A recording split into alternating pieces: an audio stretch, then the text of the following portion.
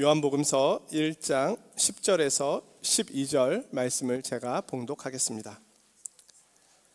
그가 세상에 계셨으며 세상은 그로 말미암아 지은 바 되었을 때 세상이 그를 알지 못하였고 자기 땅에 오매 자기 백성이 영접하지 아니하였으나 영접하는 자 곧 그 이름을 믿는 자들에게는 하나님의 자녀가 되는 권세를 주셨으니.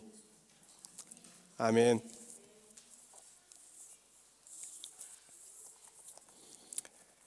이스라엘과 이란과의 전쟁이 시작되었습니다.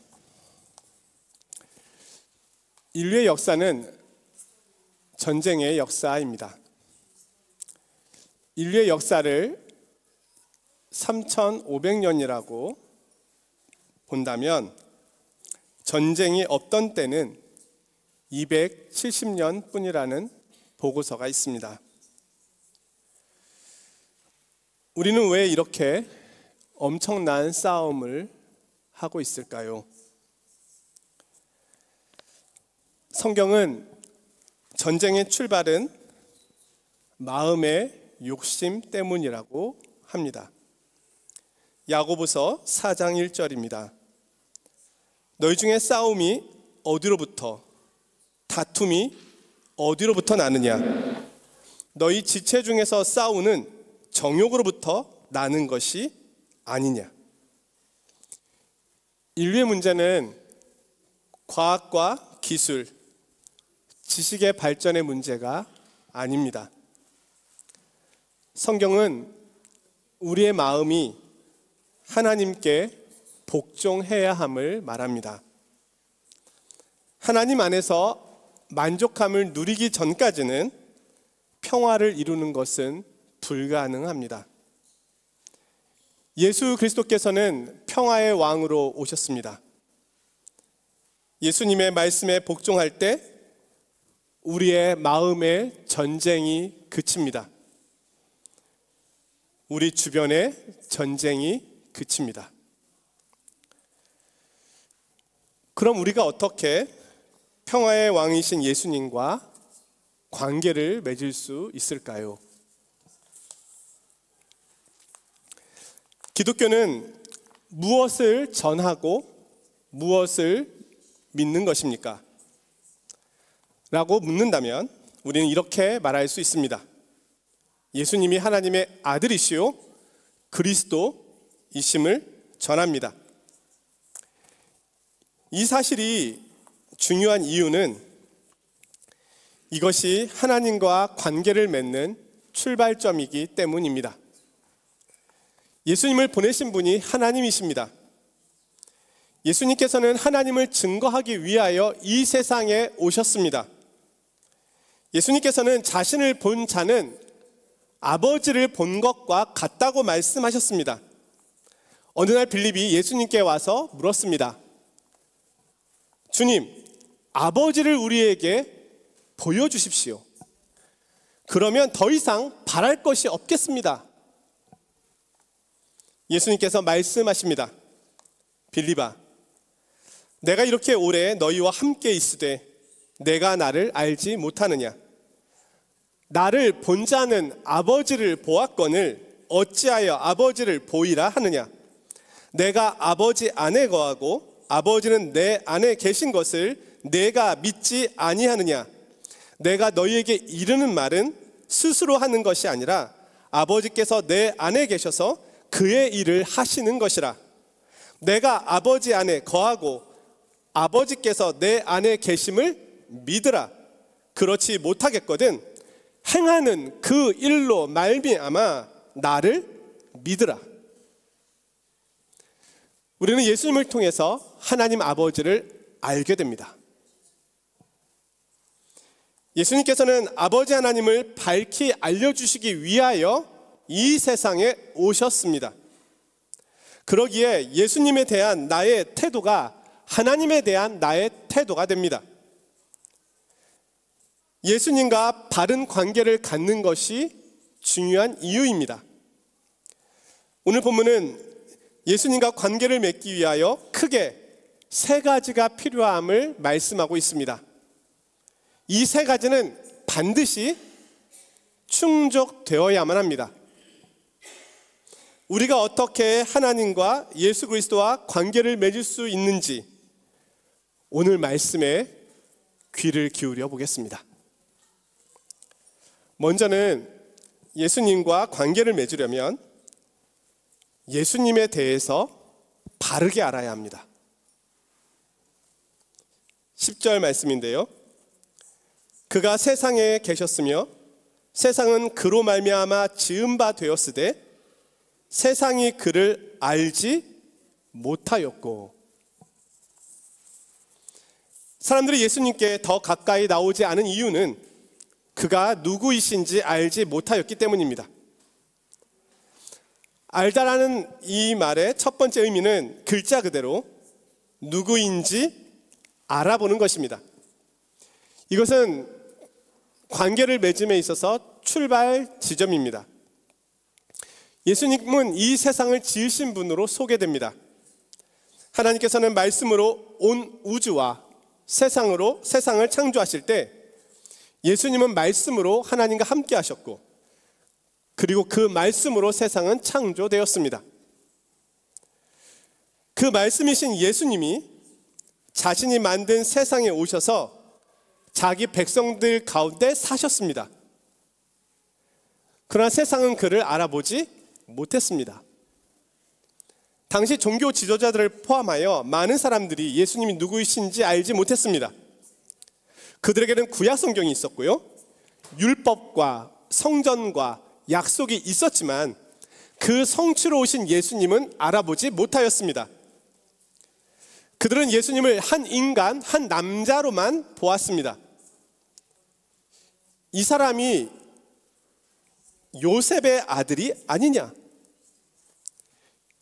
이 사람은 배우지 못하였거늘 어떻게 그를 아느냐? 나사렛에서 무슨 선한 것이 나올 수 있겠느냐? 그들은 예수님의 고향, 예수님의 출신으로 예수님을 판단했습니다. 많은 사람들이 예수님의 권위에 놀랐습니다. 그의 기적과 표적을 보았습니다. 예수님은 하나님을 아버지라고 부르셨고 아브라함보다 자신이 먼저 된 자라고 말씀하셨습니다. 또한 자신이 성전이 될 것을 말씀하셨습니다. 그러나 사람들은 그의 출신의 편견에 사로잡혀 그를 더 이상 알려고 하지 않았습니다. 그들은 예수님이 율법을 어기며 하나님을 모독한다고 여겼습니다. 그들은 더 자세히 알려고 노력하지 않았습니다. 그들 앞에서 하나님의 아들이 육신이 되어 우리 가운데 오셔서 말씀을 들려주고 계시는데 그들은 주님을 알아보지 못했습니다. 반면에 예수님을 알아본 이들도 있었습니다. 사도 요한은 주님에 대하여 말씀합니다. 우리가 그의 영광을 보니 아버지의 독생자의 영광이요 은혜와 진리가 충만하더라. 예수님이 하나님의 독생자 되심을 말씀합니다. 세례 요한은 세례를 받으러 오시는 예수님을 보고 말하였습니다. 보라, 세상 죄를 지고 가는 하나님의 어린 양이로다. 그가 하나님께서 이 세상을 구원하기 위해 보냄을 받은 분임을 알아보았습니다. 제자들과 사울의 고백도 있습니다. 그들은 예수님을 하나님의 아들이시오 그리스도라고 고백하였습니다. 알아본다고 하는 것은 누군가 관계를 맺음에 있어서 아주 기본적이고 기초적인 것입니다. 그들은 알았고 그를 인정하였습니다. 아, 이분이었구나. 하나님이 독생자를 보내셨구나. 구약에서 예언하신 그분이 이분이시구나 하고 놀라워하고 경이감에 사로잡혔습니다. 하나님의 영원하신 아들이 죄악의 세상에 인간이 되시어 시간의 세계 속으로 들어오셨다는 이 사실이 얼마나 놀라운 이야기입니까?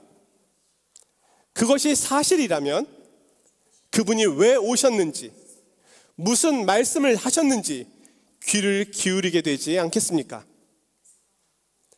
나의 인생의 초점과 방향이 그분의 말씀에 맞춰져야 하지 않을까요? 신앙의 출발은 아는 데서 시작합니다. 사랑하는 성도 여러분, 정말 그분을 알고 계십니까? 나에게 예수님은 누구입니까? 그를 알기 때문에 나의 모든 사고의 중심이 그에게 맞추어져 있습니까? 그를 알기에 주일 뿐 아니라 날마다 그를 생각하고 있습니까? 예수님이 내 삶 전체의 토대가 되시며 삶의 방향을 결정하고 계십니까?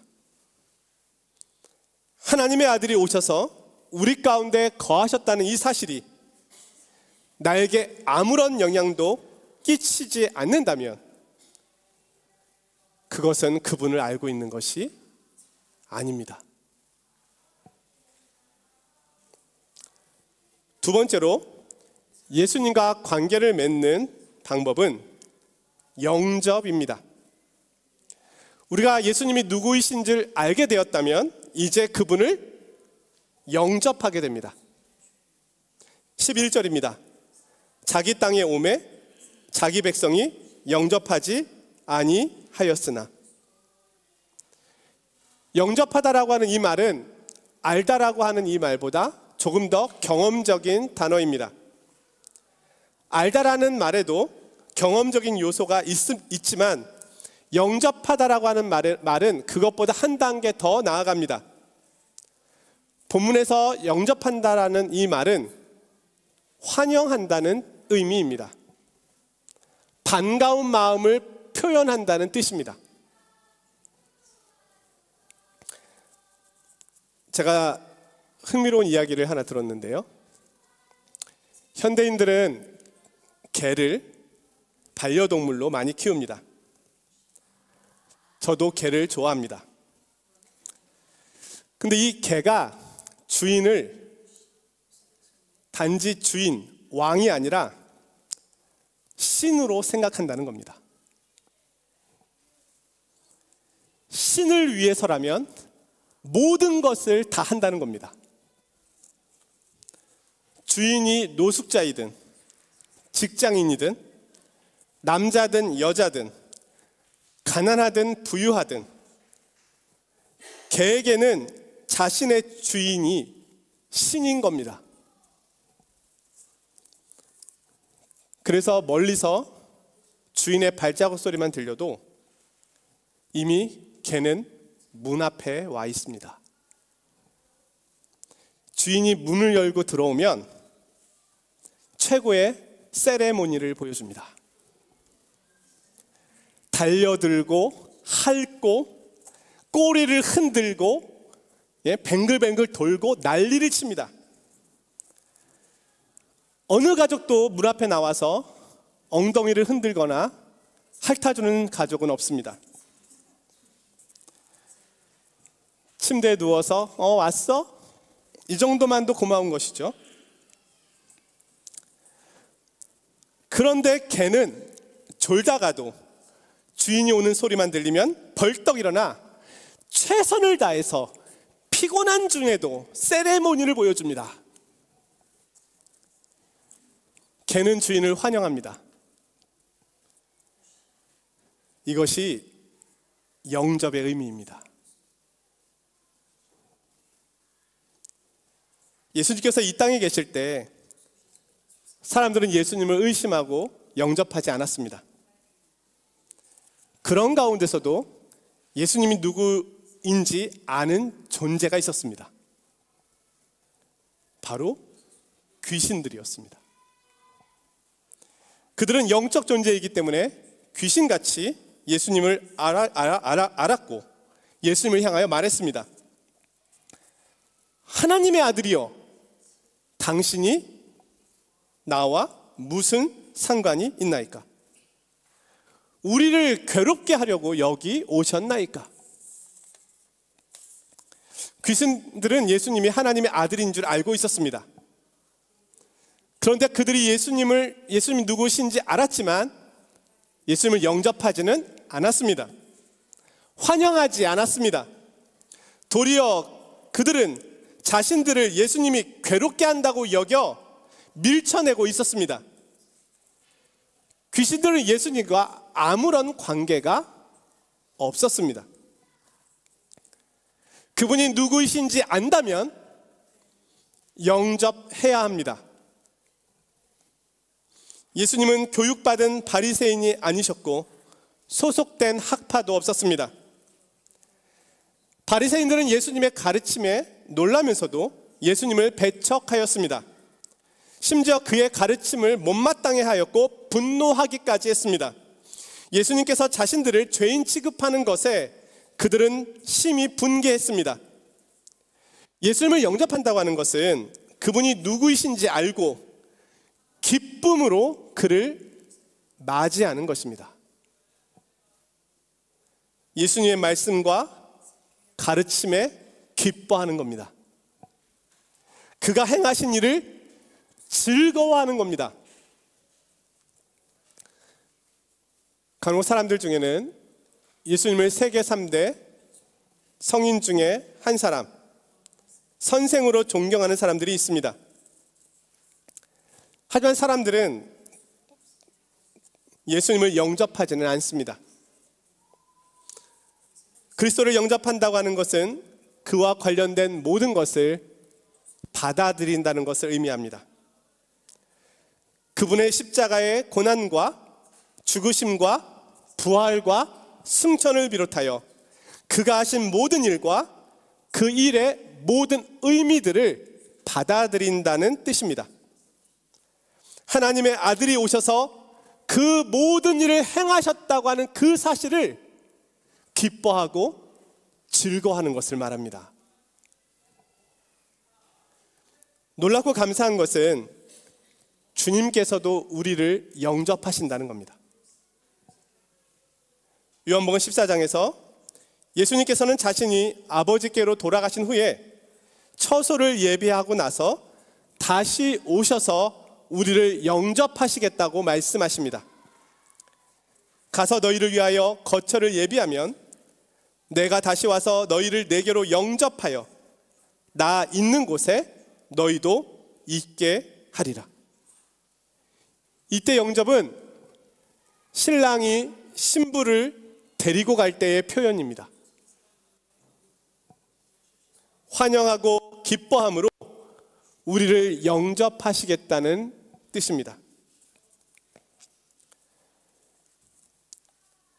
사랑하는 성도 여러분, 영접은 그를 받아들이는데 방해가 되는 모든 죄들을 버리고 기쁨으로 그를 하나님의 아들로 환영하는 것입니다. 내 인생의 구원자로, 창조주로 받아들이는 것입니다. 그리고 그분의 인도하심을 따라 살아가는 것입니다. 그리고 머지않아 우리도 주님의 영접을 받게 될 것을 기대하는 것입니다. 마지막으로 믿다라는 말의 의미를 보겠습니다. 12절인데요. 영접하는 자, 곧 그 이름을 믿는 자들에게는 하나님의 자녀가 되는 권세를 주셨으니. 여기서 영접은 믿음과 연결되고 있음을 보게 됩니다. 그를 환영하고 기뻐하는 것은 그의 이름을 믿는 것입니다. 역으로 그의 이름을 믿는다는 것은 그를 환영하고 기뻐하는 것입니다. 첫사람 아담처럼 하나님 앞에 불순종하는 삶이 아니라 예수 그리스도처럼 하나님께 순종하는 삶을 살겠노라 고백하며 주님을 따르는 것을 말합니다. 이제 더 이상 자신이 인생과 세상의 주인이 아니요 예수님께서 이 모든 것의 주인 되심을 고백합니다. 사도 바울의 말로 요약해 보겠습니다. 예수는 하나님으로부터 나와서 우리에게 지혜와 의로움과 거룩함과 구원함이 되셨으니, 이 말은 그리스도가 나의 전부가 되신다는 말씀입니다. 내가 아는 모든 것은 그가 가르쳐 주신 것입니다. 그는 나의 지혜가 되십니다. 나의 죄책은 그가 담당해 주셨습니다. 내가 받을 형벌을 대신 받으시고 자신의 의를 내게 주셨습니다. 그분이 내 인생의 시작이 되시고 내 인생의 마지막이 되십니다.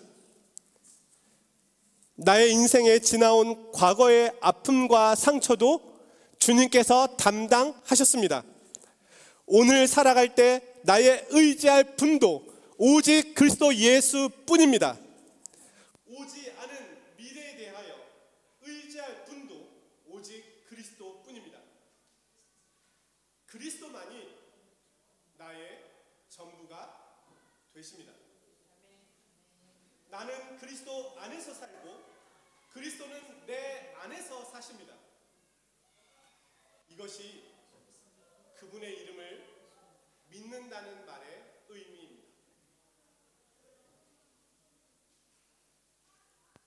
마이크가 안 나오지만 들리시죠? 사랑하는 성도 여러분, 성도님들께서는 예수님을 알고 계십니다. 성도님들께서는 예수님을 영접하셨습니다. 그분을 환영하고 즐거워하고 계십니다. 모든 면에서 예수님의 주되심을 인정하고 믿고 순종하고 계십니다. 그분을 알고 영접하고 믿는 것이 주님과 관계를 맺는 방법입니다.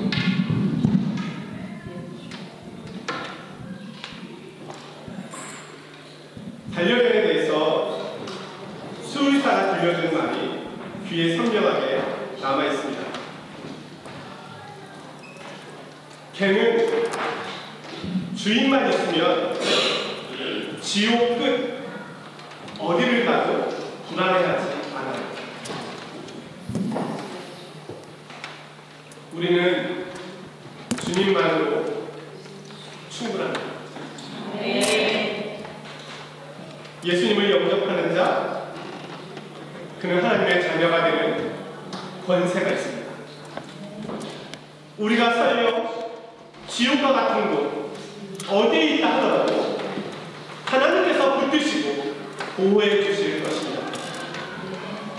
주님은 우리와 세상 끝날까지 영원히 함께 하십니다. 기도하겠습니다.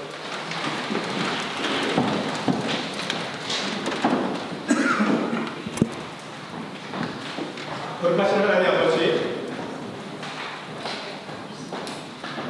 주님이 저희의 모든 것이 되십니다.